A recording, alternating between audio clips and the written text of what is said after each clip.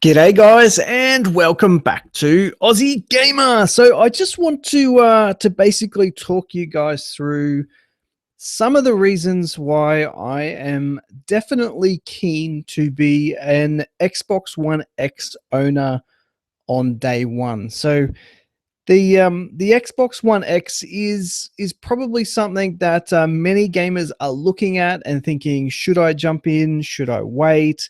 Is it powerful enough to jump in?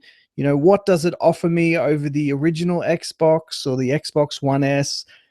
Do I need to jump in? And the question for most gamers, I think, is that 499 US price point, 649 here in Australia, really worth it for you to go and invest and jump into that Xbox One X experience? And is that experience going to be different enough to justify all that cash? And for me, I've got to say it absolutely is. Now, first up, let's talk about power.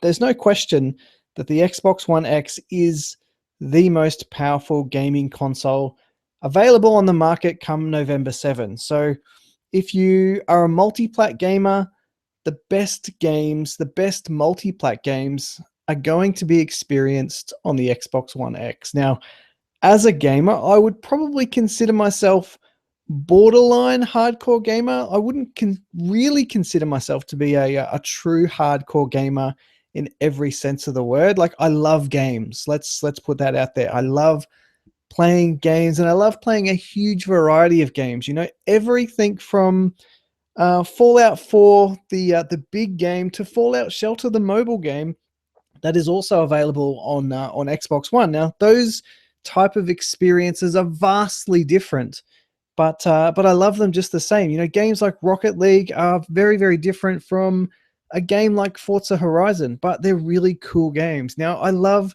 playing, I think Far Cry 4 is the game I'm playing at the moment, mixed in with Batman, but I've also been known to jump into games like Peggle and Monopoly. So variety in gaming is absolutely important to me, as is getting the best experience possible. Now, I wouldn't necessarily describe myself as a true hardcore gamer, simply because I'm not as competitive as what I would consider a hardcore gamer to be.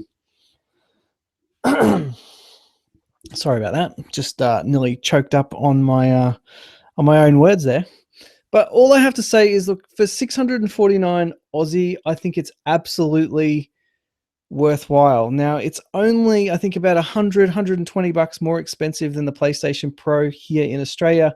But one thing you have to say about the PlayStation Pro is it doesn't necessarily seem to be that massive sort of jump between the PlayStation, the OG PlayStation 4, and the PlayStation 4 Pro. And I'm not seeing a lot of games where the difference is night and day.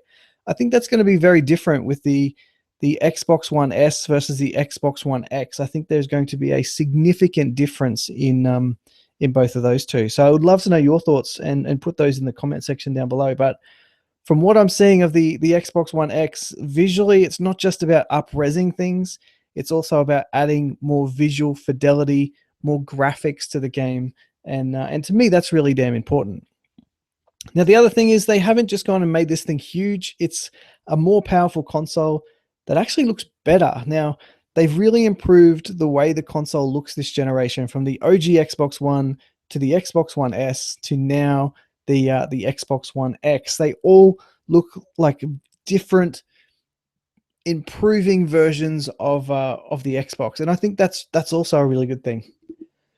The other thing that you can probably reflect on from an Xbox point of view, and this is a reflection also on Phil Spencer, is that since he's come to the chair, you have to say that he's probably gotten the Xbox house in order, and that's been something that's really good to see. He's fixed the hardware. He's cleaned out some of the games that just didn't really cut the grade, and now it looks like he's really going after the game content from a first-party studio point of view. We see lots of ads coming for new developers to come in and build games like Horizon Zero Dawn and that sort of stuff. So very keen to get everyone's take on exactly what they're expecting from the Xbox One. Now, some of the other reasons that I would consider purchasing an Xbox One is there's no question, like I said, power is one. VR, I know, is coming. VR or AR anyway. I think that'll be a next evolution that we probably see at Gamescom, or certainly early in the new year. I think that's definitely on the way. Backwards compatibility continues to evolve. Obviously, we've got the 360 backwards compatibility, but with OG Xbox back compat, I think you've got all of your games from the past. And with Xbox and Microsoft, I just get this sense that going forward, all the games that I'm purchasing today will be available on whatever system comes our way in the future at some point in time as well. So my investments today aren't worth nothing. They're worth something, and they'll come along for the ride with me. Now, 4K TVs. Now, this is an interesting one. A lot of people said don't get a PlayStation 4 Pro unless you're planning on getting a 4K TV. Now, a lot of people have said something similar about the Xbox One X, but with super sampling, I think that doesn't necessarily always hold true, because I think if you've got a 1080p screen, you'll also see some benefits from the Xbox One X coming to your screens as well. I think, the visual fidelity, like I said, it's not just about up-resing things, it's about adding graphics and increased graphical fidelity. It will certainly add more stability in frame rates. And if you've got some variability, I think, screen tearing issues, I think will be all but eliminated. I think there's FreeSync integrated into the Xbox One X as well. So, all things are looking up for the Xbox as far as I'm concerned. There's no question that there's a significant power advantage of the Xbox One X over the PlayStation 4 Pro. And I'm really hoping that all developers jump on board and take advantage of that, because it would be a damn shame for all of these third-party devs just to do like-for-like ports. No one wants that. I didn't want it from being an Xbox consumer up against PlayStation 4. I've always said that if the PlayStation 4 has the capability to deliver a better result, then so be it. Microsoft needed to get their house in order, and that's exactly what they've done. So I expect developers to support Microsoft, and in turn, I hope that pushes Sony to deliver something even better than what Microsoft have with the Xbox One X at some point in the future. And that's how we progress, as a community. That's how things get better and improve. Visually, like I said, the console, I think, looks pretty. I think it's the best looking console on the market. I certainly think it looks better than the PlayStation 4 Pro. Now, that's not necessarily a reason for you to run out and grab an Xbox One X over a Pro, but I've got to say, visually, the design guys at Microsoft have really got this one right.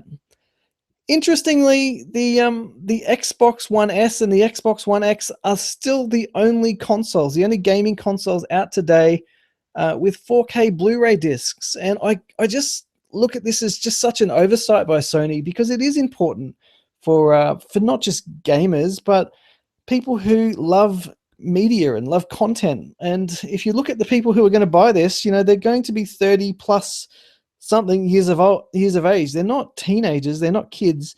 They've got the income to support this hobby, which is an expensive hobby. And I think we want the most out of these systems, and to have 4K Blu-ray capability, I think it's essential, particularly for those people who've got the 4K TVs. So yeah. So there you go. Look, that's just some of my thoughts on why I'm buying it day one. Now, the other thing that I will note as well is that the Xbox One X at $649 here in Australia is expensive, as is it expensive in the US at $499. But you have to admit, I think, that one of the things that you have to notice here, if they started at $399, they've really got nowhere to go. They can't discount, they can't decrease the price from there. But starting at $499 US and $649 here in Australia, they've got a lot of places that they can actually go with it. $649 is the day one launch price. I can see that being, $599 on promo with many retailers by Christmas, and pushing into next year's holiday season. It's only going to come down from there. I can see it being $499. I can see the Xbox One S being $199 every day in the US, or particularly around those promo periods like Black Friday or Christmas and that sort of stuff. So look, I wouldn't be too intimidated by the price point. if $100 turns you off from buying a system versus not buying it, then I think the system was probably never for you anyway. I mean, $100 isn't that significant in the long run, particularly if you're a passionate gamer who's keen to get the best stuff. You know, 649 bucks Australian. There is no way in hell I could get a PC that would be remotely capable of doing the things the Xbox One X is doing. You know, just look at Forza Motorsport 7. That game looks stunningly beautiful, and I don't think you could go and find a PC with all the paraphernalia associated with it. You know, the graphics card, um, the mouse, the keyboard, all that sort of stuff in a package like the Xbox. Because let's face it, you get the controller, you get the Xbox, the power supply, the whole gambit of stuff that you need to plug it into a TV and just go for the same price. I just don't think that would be possible on a PC. And I think many people have tried, but no one has actually succeeded in getting there. So, you know, kudos to Microsoft. They've sold me 649 Aussie. Day one, November 7, will be coming out of my bank account, and I will be picking up an Xbox One X and enjoying true 4K gaming in HDR on my my beautiful OLED TV in stunning 4K, and I can't wait. So there you go, guys. Look, that's just my thoughts. I will love to get your thoughts, and make sure you put those in the comment section down below. Otherwise, I'll see you all in the next video. Thanks, guys.